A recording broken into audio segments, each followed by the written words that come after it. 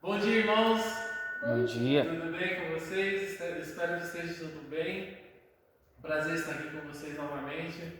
Gostaria de estar orando para dar início ao nosso culto. Então vamos orar. Senhor Deus e Pai, peço que o Senhor nos abençoe esse dia, nos dê paz, alegria, ó Deus, e que a nossa confiança e a nossa esperança a gente deposite sempre no Senhor, Deus. Abençoe esse culto, em nome de Jesus que eu oro. Amém. Amém.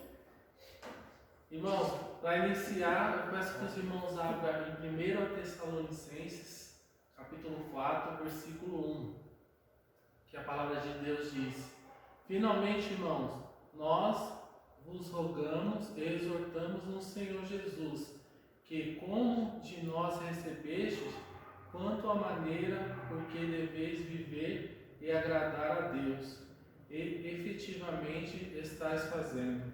Continue progredindo cada vez mais. Amém? Amém. Então vamos cantar o nosso primeiro hino. Venha adorar.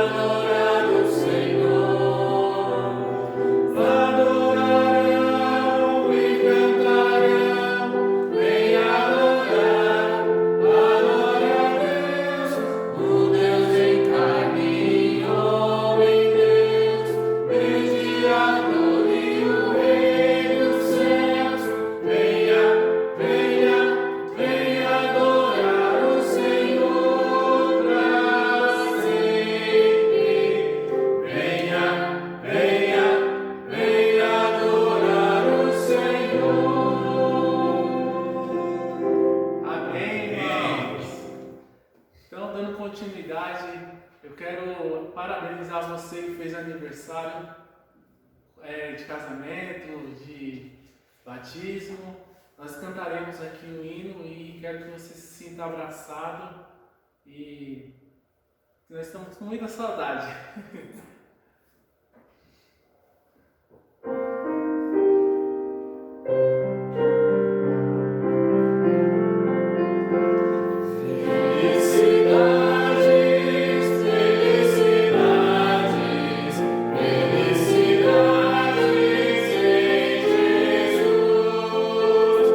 Nosso Deus te abençoe.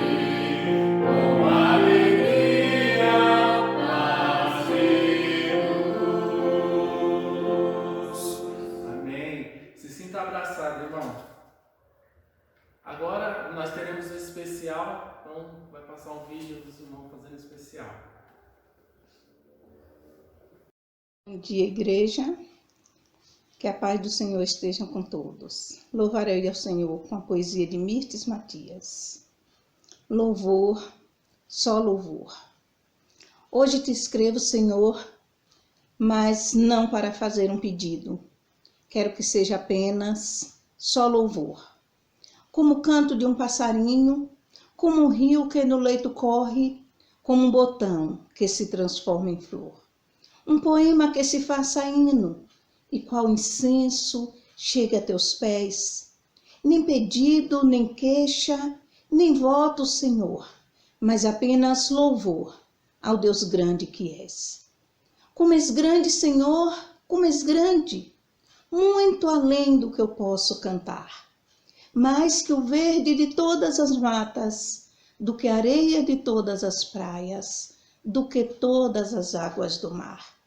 Mais que todo esse mundo de estrelas que cintilam no azul lá do céu, do que as flores de 1000 primaveras, é a tua grandeza, meu Deus.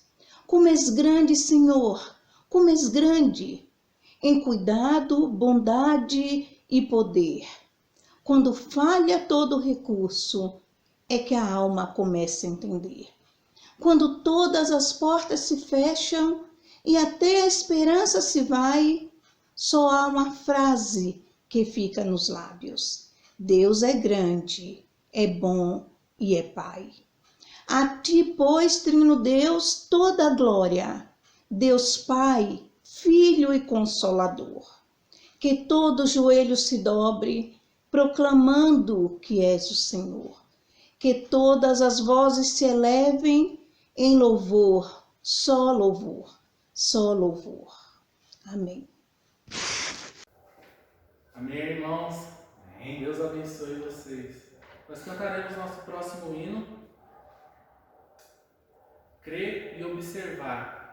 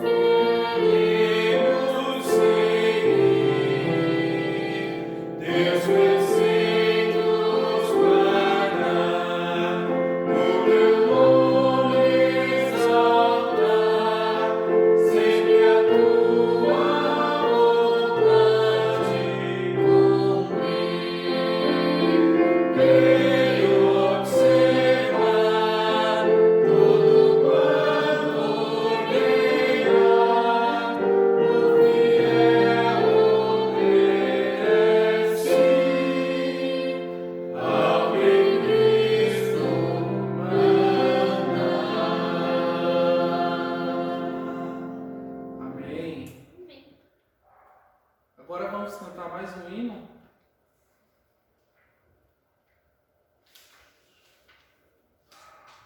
Eu sou filho adotado.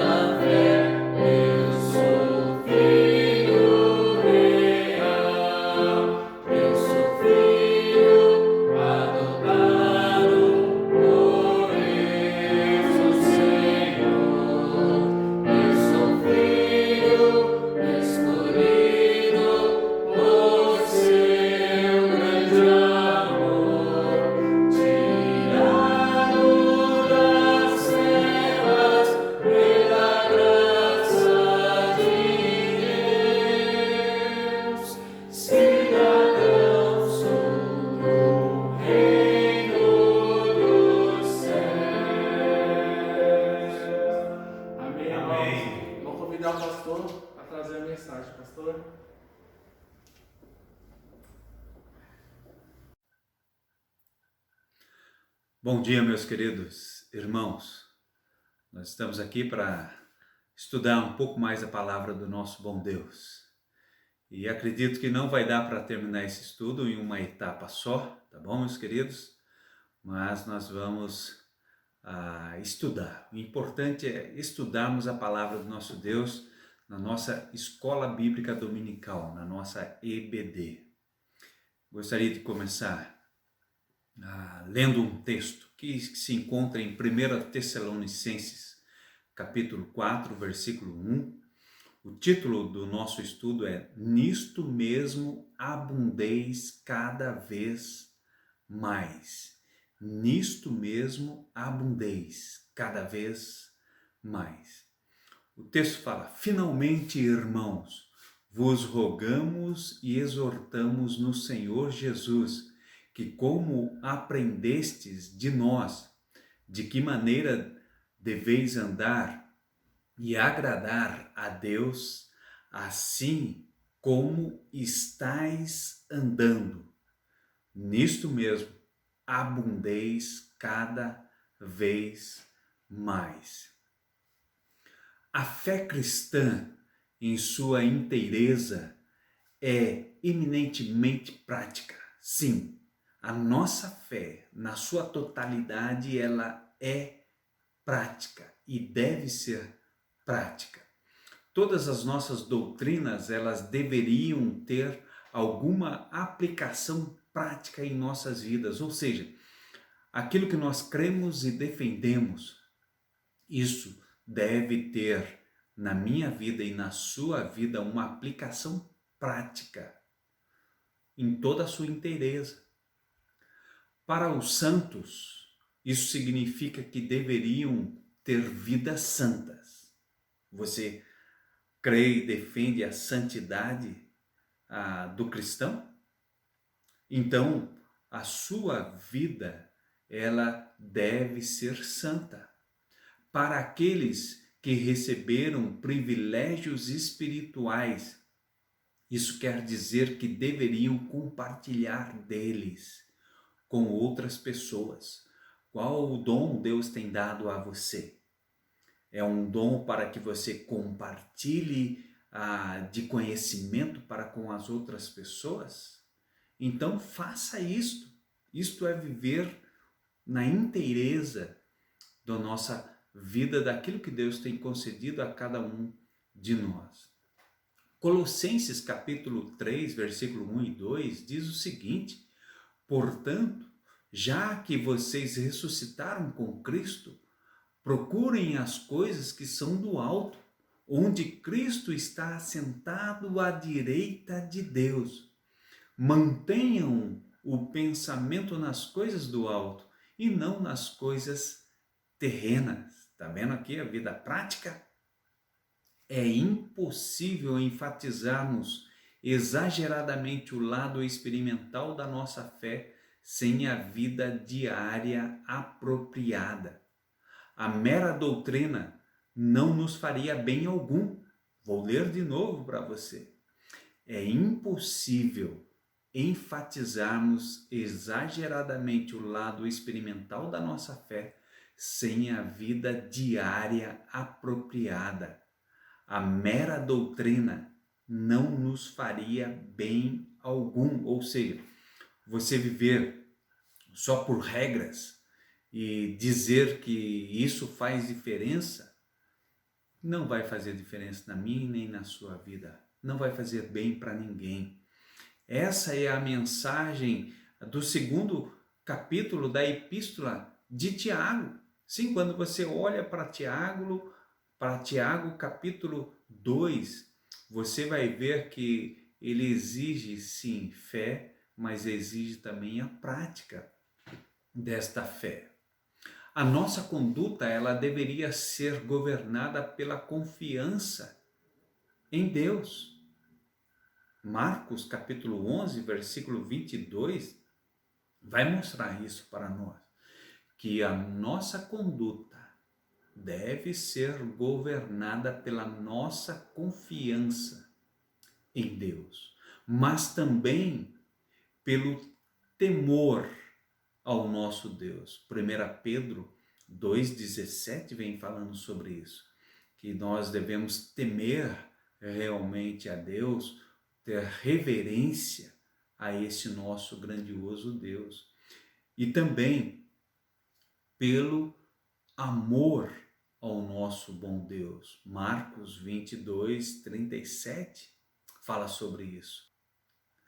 A obediência a Deus deveria orientar toda a nossa conduta. 1 João 5,3 fala sobre isso. Então, se nós formos olhar cada uma das referências que eu citei para você, você vai ver que lá em 1 João 5,3 fala: porque nisso consiste o amor a Deus, obedecer aos seus mandamentos. E os seus mandamentos não são pesados, não são penosos. Também lá em 1 Pedro 2, 21 até o versículo 24, vai nos orientar à conduta apropriada, da qual devemos deixar que Cristo seja o nosso guia. E lá vem dizendo: para isso vocês foram chamados, pois também Cristo sofreu no lugar de vocês, deixando-lhes exemplo para que sigam os seus passos. Ele não cometeu pecado algum e nenhum engano foi encontrado em sua boca. Quando insultado, não revidava. Quando sofria, não fazia ameaças, mas entregava-se àquele que julga com justiça. Ele mesmo levou em seu corpo os nossos pecados sobre o madeiro, a fim de que morrêssemos para os pecados e vivêssemos para a justiça.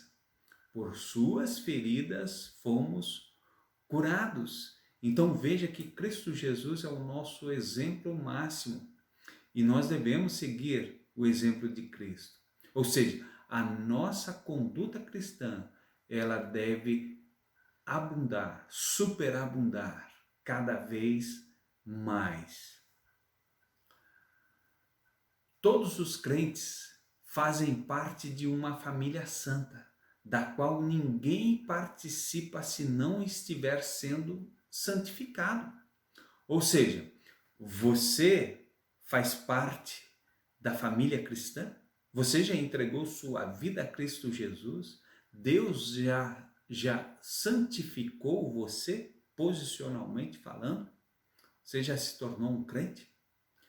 E só pode desfrutar desta santidade aquele que um dia foi santificado por Deus. Paulo, ele exorta os crentes ali de de Tessalônica, como a irmãos, como a pessoa que gozava de comunhão com Cristo. E a sua exortação foi feita na autoridade do Senhor Jesus Cristo. Paulo, ele fala aqui como representante de Cristo e como irmão espiritual deles, como quem fazia a vontade de Deus a respeito deles. E ele diz lá, vos rogamos e exortamos. Então veja que ele está chamando eles de irmãos e agora ele está rogando, está exortando. O primeiro desses dois verbos aqui é erotao, ordinariamente usado nos escritos clássicos para fazer uma indagação. Mas suas 63 ocorrências nas páginas do Novo Testamento, em 45% delas, tem apenas a ideia de requisição ou petição. Portanto, além do seu sentido básico de pedir, também significa rogar, implorar. O segundo verbo é, no original grego, a palavra familiar, parakaleo, que pode significar consolo. E nós poderíamos olhar para 1 Tessalonicenses, capítulo 3, versículo 2, versículo 7, capítulo 4, versículo 18, capítulo 5, versículo 11, mas que com frequência também significa exortar, ou seja, chamar ao lado. E isso nós poderíamos ir para o texto de 1 Tessalonicenses, capítulo 2, versículo 11, capítulo 4, versículo 1, capítulo 5, versículo 14, quando esse sentido é requerido.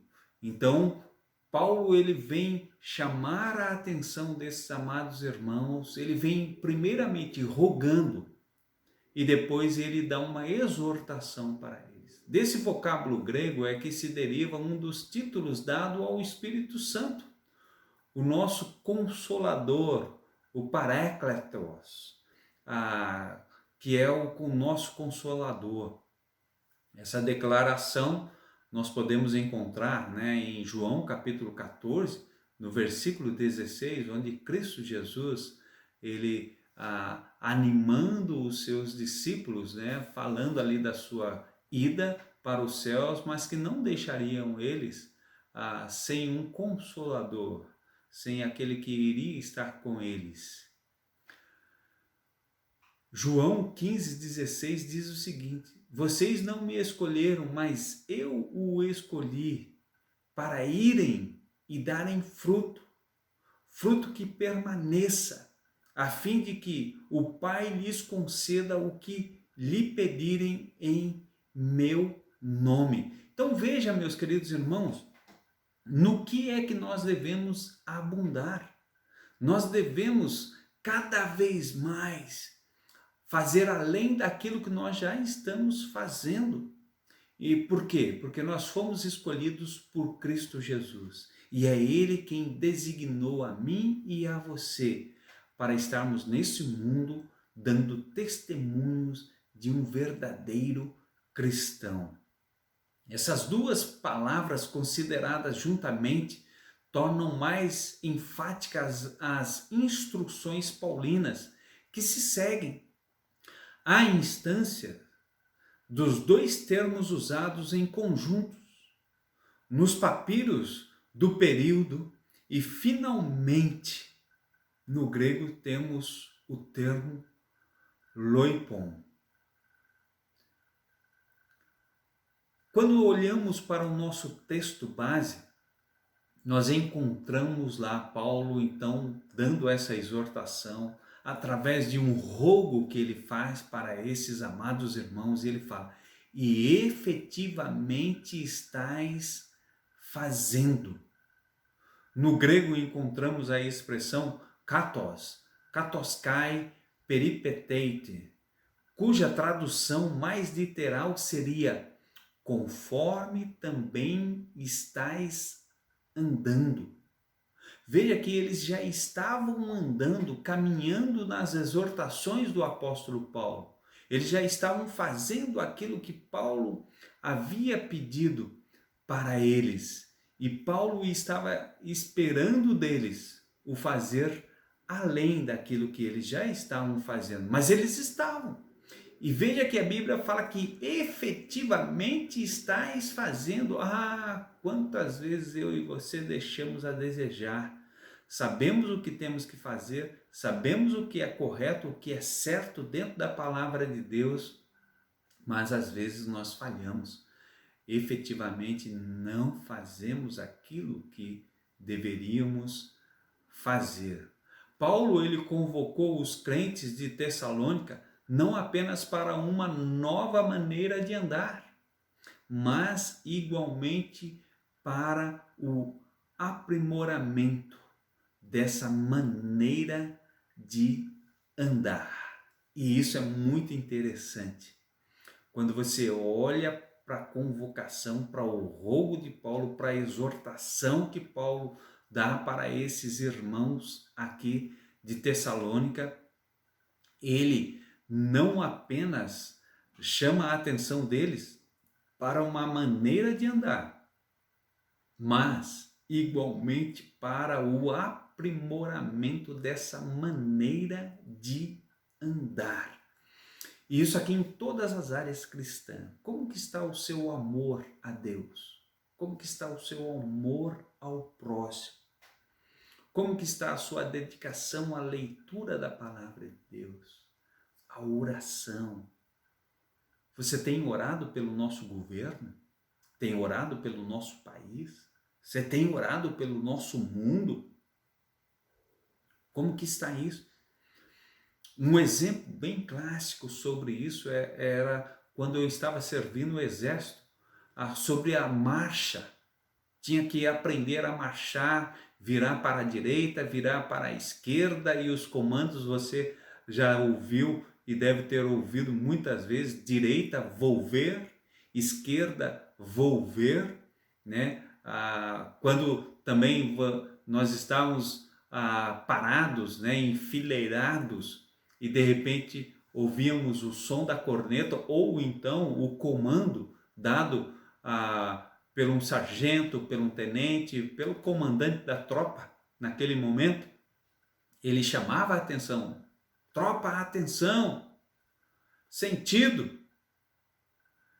em frente, marche.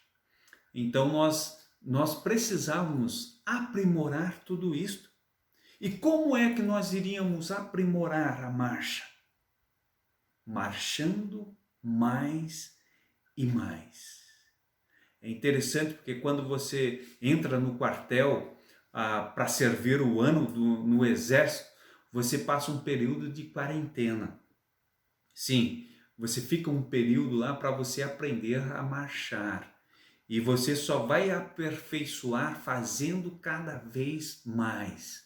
Era interessante porque às vezes nós passávamos manhãs e manhãs marchando, fazendo o mesmo comando, aprendendo o mesmo comando, direita volver, direita volver, direita volver, ou esquerda volver, esquerda volver, porque o objetivo era aprimorar isto.